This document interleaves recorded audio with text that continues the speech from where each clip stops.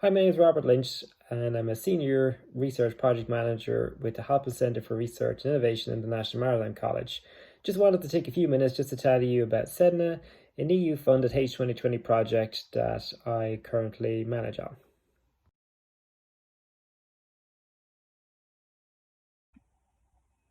So SEDNA is a research innovation action which is focusing on maritime transport safety within the Arctic. And really what we're working on is looking at what happens if shipping activity increases within the Arctic, what actions that you need to put in place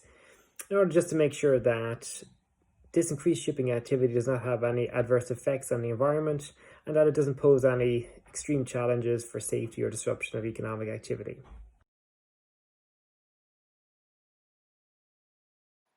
So we've been responsible for a number of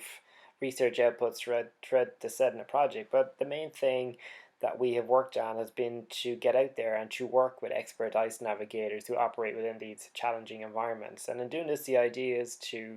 by working with these experts, we can capture key knowledge which can then be transferred to the mainstream shipping industry.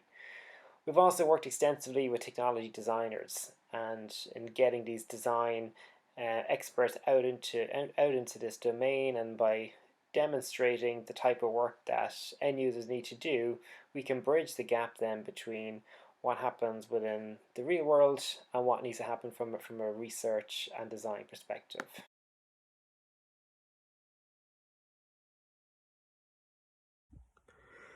So unfortunately for now, the only thing that we can be certain about is the fact that there is a great deal of uncertainty when it comes to the future of maritime transport and the Arctic in general.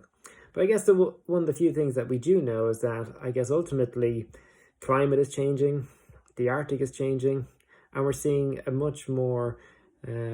increased presence of vessels operating within these areas. And if vessels are going to continue to operate safely, well then they're going to need smart data-driven solutions such as those which are developed within the SEDNA project, as really they're the only way vessels can safely operate within these areas and not cause any adverse effects to the environments that they're in, while also reducing the risks associated for individuals and for vessels operating within these areas.